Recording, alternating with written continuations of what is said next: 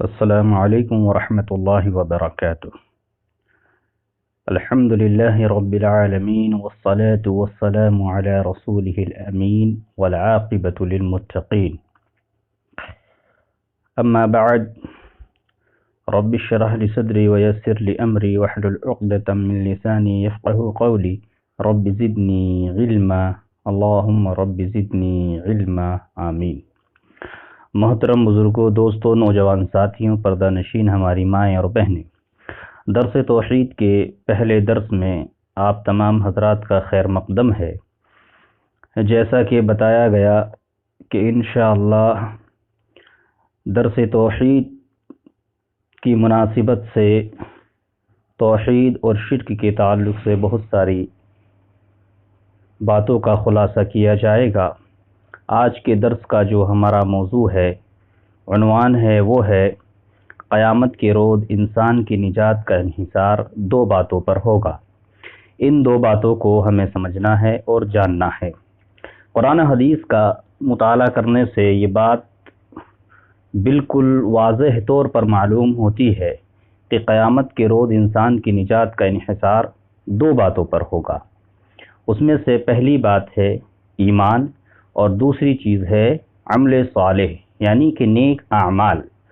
ایمان سے مراد اللہ تعالیٰ کی ذات پر ایمان، رسالت اور آخرت پر ایمان، فرشتوں اور کتابوں پر ایمان، اچھی یا بری تقدیر پر ایمان۔ رسول اکرم صلی اللہ علیہ وسلم کا ارشاد مبارک ہے، ایمان کی 70 سے زیادہ شاخیں ہیں، ان میں سے سب سے افضل لا الہ الا اللہ کہنا ہے۔ یہ حدیث صحیح بخاری کی ہے۔ یعنی ایمان کی بنیاد کلمہ توحید پر ہے۔ اعمال صالحہ سے مراد یا نیک اعمال سے مراد وہ اعمال ہیں جو سنت رسول صلی اللہ علیہ وسلم کے مطابق ہوں۔ بلا شبہ نجات اخروی کے لیے اعمال صالحہ بہت اہمیت رکھتے ہیں، لیکن عقید توحید اور اعمال صالحہ دونوں میں سے عقید توحید کی اہمیت کہیں زیادہ ہے۔ اعمال صالحہ کا بھی اپنا ایک مقام ہے، لیکن جو اہمیت عقید توحید کی ہے وہ اعمال صالحہ سے کہیں زیادہ ہے، کہیں بڑھ کر کے ہے۔ قیامت کے روز عقید توحید کی موجودگی میں اعمال کی کوتاہیوں اور لغزشوں کی معافی تو ہو سکتی ہے، لیکن عقیدے میں بگاڑ، کافرانہ، مشرکانہ یا توحید میں شرک کی آمیزش، شرک کی ملاوٹ کی صورت میں زمین و آسمان کی وسعتوں کے برابر، زمین آسمان کے پھیلاؤ کے برابر صالح اعمال بھی اگر ہوں گے تو وہ بیکار اور عبث ثابت ہوں گے۔ سورہ آل عمران میں اللہ تبارک و تعالی فرماتا ہے کہ کافر لوگ اگر روئے زمین کے برابر بھی سونا صدقہ کریں، یعنی کہ زمین بھر کے سونا صدقہ کریں، تو ایمان لائے بغیر ان کا یہ نیک عمل، یہ صالح عمل اللہ تبارک و تعالی کے ہاں قبول نہیں ہوگا۔ جیسا کہ اللہ تبارک و تعالی نے قرآن مجید میں ارشاد فرمایا، ان الذين كفروا وماتوا وهم كفار فلن يقبل من احدهم ملء الارض ذهبا ولو افتدى به اولئك لهم عذاب الیم وما لهم من ناصرین۔ اللہ تبارک و تعالی سورہ آل عمران میں ارشاد فرما رہا ہے، کیا فرمایا؟ جن لوگوں نے کفر اختیار کیا اور کفر کی ہی حالت میں مرے، ان میں سے کوئی اگر اپنے آپ کو سزا سے بچانے کے لیے روئے زمین بھر کر بھی سونا فدیہ میں دے تو اسے قبول نہیں کیا جائے گا۔ ایسے لوگوں کے لیے دردناک عذاب ہے اور ایسے لوگوں کے لیے کوئی مددگار نہیں ہوگا۔ اس آیت میں صرف نہ یہ کہ ان کے نیک اعمال کے برباد ہونے کی خبر دی گئی، بلکہ عقید توحید اور عقید کفر کی وجہ سے جو ان کا کفر یا عقیدہ ہے، بلکہ عقید کفر کی وجہ سے انہیں دردناک عذاب بھی دیا جائے گا اور کوئی ان کی مدد یا سفارش بھی نہیں کر سکے گا۔ سورہ انعام میں انبیاء اکرام کی مقدس جماعت حضرت ابراہیم علیہ السلام، حضرت اسحاق علیہ السلام، حضرت یعقوب علیہ السلام، حضرت نوح علیہ السلام، حضرت داؤد علیہ السلام، حضرت سلیمان علیہ السلام، حضرت ایوب علیہ السلام، حضرت یوسف علیہ السلام، اسی طریقے سے حضرت موسیٰ علیہ السلام، حضرت ہارون علیہ السلام، حضرت زکریا علیہ السلام، حضرت یحییٰ علیہ السلام، اسی طریقے سے حضرت اسماعیل علیہ السلام، حضرت یسع علیہ السلام، حضرت یونس علیہ السلام اور حضرت لوط علیہ السلام کا ذکر خیر کرنے کے بعد اللہ تبارک و تعالی ارشاد فرماتا ہے وَلَوْ أَشْرَكُوا لَحَبِطَ عَنْهُمْ مَا كَانُوا يَعْمَلُونَ، اگر کہیں ان لوگوں نے شرک کیا ہوتا تو ان کے بھی سب نیک اعمال ضائع و برباد ہو جاتے۔ اللہ اکبر۔ اللہ تبارک و تعالی نے اتنے برگزیدہ انبیاء اکرام کا، اولو العزم انبیاء اکرام کا تذکرہ و ذکر کرنے کے بعد نے فرمایا وَلَوْ أَشْرَكُوا لَحَبِطَ عَنْهُمْ مَا كَانُوا يَعْمَلُونَ، اگر ان لوگوں نے بھی کہیں شرک کیا ہوتا تو ان کے بھی اعمال سب کے سب رائے گا، برباد اور بیکار ہو جاتے۔ شرک کی مذمت میں قرآن مجید میں بہت ساری آیات وارد ہوئی ہیں، چند آیات میں آپ کے سامنے رکھتا ہوں، بغور سماعت فرمائیں۔ اللہ تبارک و تعالی پہلی آیت میں ارشاد فرماتا ہے اعوذ باللہ من الشیطان الرجیم وَلَقَدْ أُوحِيَ إِلَيْكَ وَإِلَى الَّذِينَ مِن قَبْلِكَ لَئِنْ أَشْرَكْتَ لَيَحْبِطَنَّ عَمْلُكَ وَلَتَكُونَنَّ مِنَ الْخَاسِرِينَ۔ اے نبی کریم صلی اللہ علیہ وسلم، آپ کی طرف اور آپ سے پہلے گزرے ہوئے تمام انبیاء کی طرف یہ وحی بھیجی جا چکی ہے کہ اگر تم نے شرک کیا تو تمہارا کیا کرایا عمل ضائع ہو جائے گا اور تم خسارہ پانے والوں میں سے ہو جاؤ گے۔ اللہ تبارک و تعالی ایک دوسرے مقام پہ ارشاد فرماتا ہے فَلَا تَدْعُ مَعَ اللَّهِ إِلَٰهًا آخَرَ فَتَكُونَ مِنَ الْمُعَذِّبِينَ۔ بس اے نبی پاک صلی اللہ علیہ وسلم، اللہ کے ساتھ کسی دوسرے معبود کو نہ پکارو ورنہ تم بھی سزا پانے والوں میں سے شامل ہو جاؤ گے۔ ان دونوں آیات کی روشنی میں اللہ تعالیٰ نے اپنے محبوب پیغمبر سید المرسلین حضرت محمد صلی اللہ علیہ وسلم کو مخاطب کر کے بڑا فیصلہ کن اور دو ٹوک انداز میں یہ بات بیان کر دی کہ شرک کا ارتکاب اگر تم نے بھی کیا تو نہ صرف یہ کہ تمہارے سارے نیک اعمال ضائع کر دیے جائیں گے بلکہ دوسرے مشرکین کے ساتھ جہنم کا عذاب بھی دیا جائے گا۔ اللہ اکبر، اللہ اکبر۔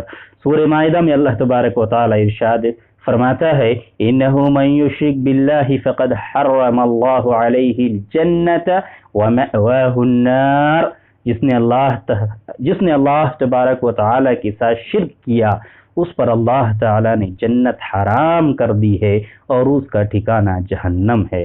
اللہ تبارک و تعالیٰ سورہ نساء کی ایک آیت میں ارشاد فرماتا ہے ان اللہ لا یغفر ان یشرک بہ ویغفر ما دون ذلک لمن یشاء، اللہ تعالیٰ کے یہاں شرک کی بخشش ہی نہیں، اس کے سوا اور سب کچھ معاف ہو سکتا ہے جسے وہ معاف کرنا چاہے، لیکن شرک معاف نہیں ہو سکتا۔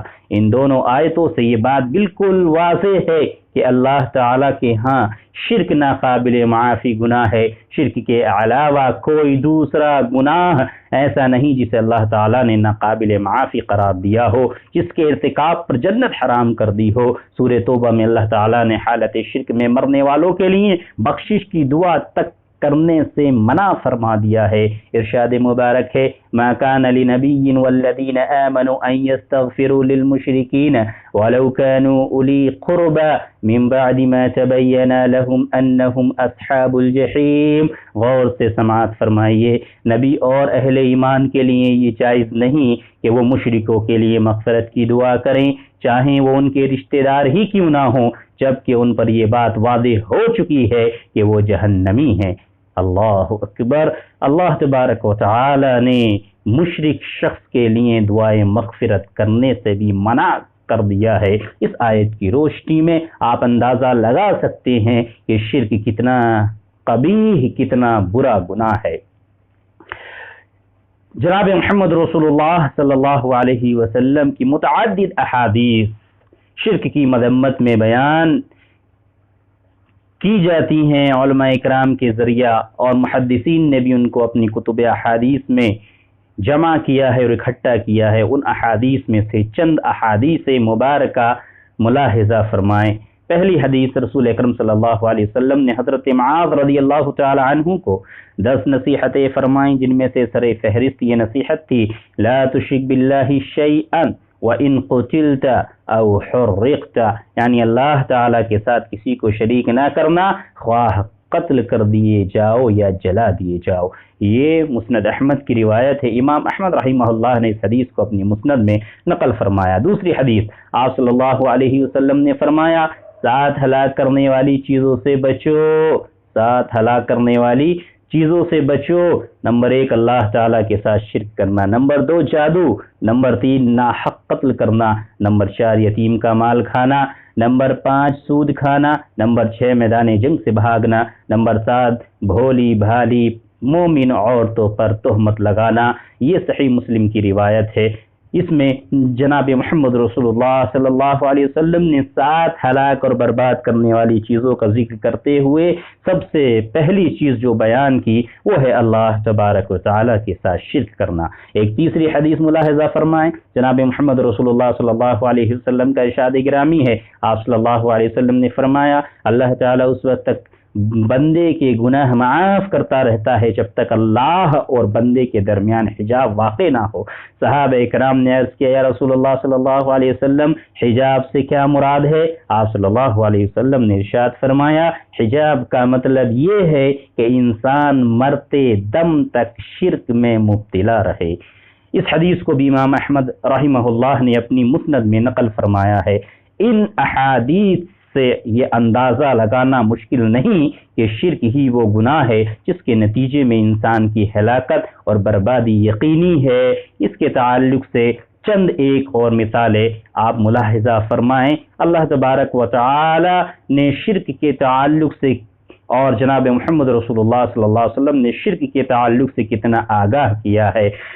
پہلی مثال دیکھتے ہیں، قیامت کے روز حضرت ابراہیم علیہ السلام اپنے باپ آدر کی بخشش کے لیے سفارش کریں گے تو جواب میں اللہ تبارک و تعالی ارشاد فرمائے گا انی حرمت الجنت علی الکافرین، میں نے جنت کافروں کے لیے حرام کر دی ہے۔ صحیح بخاری کی روایت۔ یہ کہہ کر حضرت ابراہیم علیہ السلام کی سفارش رد کر دی جائے گی۔ دوسری مثال، رسول اکرم صلی اللہ علیہ وسلم کے چچا جناب ابو طالب کے بارے میں کون نہیں جانتا کہ انہوں نے آپ صلی اللہ علیہ وسلم کی بعثت مبارک کے بعد ہر مشکل وقت میں بڑی جرأت و استقامت کے ساتھ آپ صلی اللہ علیہ وسلم کا ساتھ دیا۔ قریش مکہ کے ظلم و ستم و بے پناہ دباؤ کے سامنے آہنی دیوار بن کر کھڑے ہو گئے۔ شعب ابی طالب کے ایام اسیری میں آپ صلی اللہ علیہ وسلم کا بھرپور ساتھ دیا۔ ابو جہل وغیرہ نے رسول اکرم صلی اللہ علیہ وسلم کی قتل کا ارادہ کیا تو بنو ہاشم اور بنو مطلب کے نوجوانوں کو اکٹھا کر کے حرم شریف لے گئے اور ابو جہل کو علی الاعلان مرنے مارنے کی دھمکی دی۔ جناب ابو طالب زندگی بھر رسول اکرم صلی اللہ علیہ وسلم کا اسی طرح ساتھ دیتے رہے۔ جس سال جناب ابو طالب کا انتقال ہوا رسول اکرم صلی اللہ علیہ وسلم نے اسے غم کا سال عام الحزن قرار دیا۔ رسول اکرم صلی اللہ علیہ وسلم کے ساتھ خونی تعلق اور دینی معاملات میں آپ صلی اللہ علیہ وسلم کی بھرپور حمایت کے باوجود صرف ایمان نہ لانے کی وجہ سے جناب ابو طالب جہنم میں چلے گئے۔ صحیح مسلم کی یہ روایت۔ تیسری مثال، ایک شخص عبداللہ بن جدعان کے بارے میں رسول اکرم صلی اللہ علیہ وسلم سے پوچھتا ہے، سوال کرتا ہے کہ وہ صلہ رحمی کرنے والا اور لوگوں کو کھانا کھلانے والا شخص تھا، کیا اس کی یہ نیکیاں قیامت کے روز اس کے کام آئیں گی؟ آپ صلی اللہ علیہ وسلم نے ارشاد فرمایا نہیں، کیونکہ اس نے عمر بھر ایک دفعہ بھی یہ نہیں کہا رب اغفر لی خطیئتی یوم الدین کہ اللہ میرے گناہوں کو معاف فرما دے، اے میرے رب قیامت کے روز میرے گناہ معاف فرمانا۔ یہ صحیح مسلم کی روایت ہے، یعنی اس کا نہ اللہ تعالیٰ پر ایمان نہ قیامت کے دن پر، لہذا اس کی ساری نیکیاں اور صالح اعمال برباد ہو جائیں گے۔ ان تمام مثالوں سے بالکل واضح ہے کہ عقیدہ توحید کے بغیر نیک اور صالح اعمال اللہ تعالیٰ کے ہاں ذرہ برابر اجر و ثواب کے مستحق نہیں سمجھے جائیں گے۔ لہذا محترم بزرگوں، دوستوں، نوجوان بھائیوں، شرک کے الٹ عقیدہ توحید قیامت کے دن گناہوں کا کفارہ اللہ کی مغفرت کا باعث بنے گا۔ رسول اکرم صلی اللہ علیہ وسلم کا ارشاد مبارک ہے، جس نے لا الہ الا اللہ کا اقرار کیا اور اسی پر مرا وہ جنت میں داخل ہوگا۔ صحابہ اکرام نے عرض کیا خواہ زنا کیا ہو خواہ چوری کی ہو؟ رسول اکرم صلی اللہ علیہ وسلم نے فرمایا ہاں، خواہ زنا کیا ہو خواہ چوری کی ہو۔ یہ حدیث صحیح مسلم کی ہے۔ اسی طریقے سے ایک حدیث قدسی میں اللہ تعالیٰ ارشاد فرماتا ہے، اے ابن آدم، اگر تو روئے زمین کے برابر گناہ لے کر آئے اور مجھ سے اس حال میں ملے کہ کسی کو میرے ساتھ شریک نہ کیا ہو تو میں روئے زمین کے برابر تجھے مغفرت عطا کروں گا۔ سنن جامع ترمذی کی روایت۔ قیامت کے روز ایک آدمی اللہ کے بارگاہ میں حاضر ہوگا جس کے 99 دفتر گناہوں سے پر ہوں گے، بھرے ہوئے ہوں گے. وہ آدمی اپنے گناہوں کی وجہ سے مایوس ہوگا. اللہ تعالیٰ ارشاد فرمائے گا آج کسی پر ظلم نہیں ہوگا، آج کسی پر ظلم نہیں ہوگا، تمہاری ایک نیکی بھی ہمارے پاس ہے، لہذا میزان کی جگہ چلے جاؤ. رسول اکرم صلی اللہ علیہ وسلم نے فرمایا کہ اس کے گناہ ترازو کے ایک پلڑے میں ڈال دیے جائیں گے اور نیکی دوسرے پلڑے میں. وہ ایک نیکی تمام گناہوں پر بھاری ہو جائے گی، وہ ایک نیکی اشہد ان لا الہ الا اللہ وان محمدا عبدہ ورسولہ ہوگی. یہ سنن جامع ترمذی کی روایت. ایک بوڑھا شخص رسول اکرم صلی اللہ علیہ وسلم کی خدمت میں حاضر ہوا اور عرض کیا یا رسول اللہ صلی اللہ علیہ وسلم، ساری زندگی گناہوں میں گزری ہے، کوئی گناہ ایسا نہیں جس کا ارتکاب نہ کیا ہو. روئے زمین کی ساری مخلوق میں اگر میرے گناہ تقسیم کر دیے جائیں تو سب کو لے ڈوبیں، کیا میری توبہ کی کوئی ضرورت ہے؟ رسول اکرم صلی اللہ علیہ وسلم نے پوچھا کیا اسلام لائے ہو؟ اس نے عرض کیا اشہد ان لا الہ الا اللہ وان محمدا عبدہ ورسولہ. آپ صلی اللہ علیہ وسلم نے ارشاد فرمایا جا، اللہ معاف کرنے والا اور گناہوں کو نیکیوں میں بدلنے والا ہے. اس نے عرض کیا کیا میرے سارے گناہ اور جرم معاف ہو جائیں گے؟ رسول اکرم صلی اللہ علیہ وسلم نے ارشاد فرمایا ہاں تیرے سارے گناہ اور جرم معاف ہو جائیں گے. اللہ اکبر، اللہ اکبر. غور فرمائیے، اگر ایک طرف آپ صلی اللہ علیہ وسلم کا حقیقی چچا جس نے عمر بھر دین کے معاملے میں آپ صلی اللہ علیہ وسلم کی رفاقت کا حق ادا کیا لیکن عقید توحید پر ایمان نہ لانے کی وجہ سے جہنم کا مستحق ٹھہرا، دوسری طرف ایک اجنبی شخص جس کا رسول اکرم صلی اللہ علیہ وسلم سے کوئی خونی رشتہ نہیں اور وہ خود اپنے بے پناہ گناہوں کا اعتراف بھی کر رہا ہے، محض عقید توحید پر ایمان لانے کی وجہ سے جنت کا مستحق ٹھہرا. ان تمام باتوں کا خلاصہ یہ ہے کہ قیامت کے دن نجات کا تمام تر دار و مدار انسان کے عقیدے پر ہوگا. اگر عقیدہ کتاب و سنت کے مطابق خالص توحید پر مبنی ہوا تو نیک اعمال قابل قبول اجر و ثواب کے مستحق ہوں گے اور گناہ قابل بخشش اور قابل معافی ہوں گے. لیکن اگر عقید توحید کے بجائے شرک پر مبنی ہوا تو روئے زمین کے برابر نیک اعمال بھی ناقابل قبول اور مردود ہوں گے. اگر ہمیں قیامت کے دن نجات حاصل کرنی ہے، اللہ تبارک و تعالیٰ کے سامنے سرخ روح ہونا ہے، تو ہمیں قیامت کے دن جس چیز سے ہمیں نجات حاصل ہوگی اس میں سے سب سے پہلی چیز عقید توحید ہے، ایمان ہے، اور ایمان میں عقید توحید شامل ہے. جب تک یہ ہمارا عقیدہ درست نہیں ہوگا کل قیامت کے دن ہماری نجات ممکن نہیں ہے. اللہ تبارک و تعالی سے دعا ہے کہ الہ العالمین تو ہم تمام لوگوں کو اپنے عقید توحید کو مزید مستحکم کرنے، مضبوط کرنے کی توفیق عطا فرمائے. الہ العالمین جو مسلمان بھائی ہمارے بھٹک گئے ہیں، عقید توحید کے راستے کو چھوڑ دیا ہے اور لوگوں کے بہکاوے میں آ کر اپنے عقید توحید کا جنازہ نکال چکے ہیں، توحید کو ملیا میٹ کر چکے ہیں، اپنے عقیدے پر بدعت، شرک اور بہت سارے گناہوں کو بلڈوزر چلا چکے ہیں. اللہ تبارک و تعالی سے دعا ہے کہ الہ العالمین تو ان بھولے بھالے مسلمانوں کو ہدایت نصیب فرما اور ان کو اپنے عقید توحید کو درست کرنے، سنوارنے، سجانے اور اسے بہترین طریقے سے کتاب اللہ سنت رسول کی روشنی میں صحیح کرنے کی توفیق عطا فرمائے. آمین یا رب العالمین. ربنا تقبل منا انك انت السميع العليم وتب علينا انك انت التواب الرحيم وصلى الله على النبي والسلام عليكم ورحمة الله وبركاته.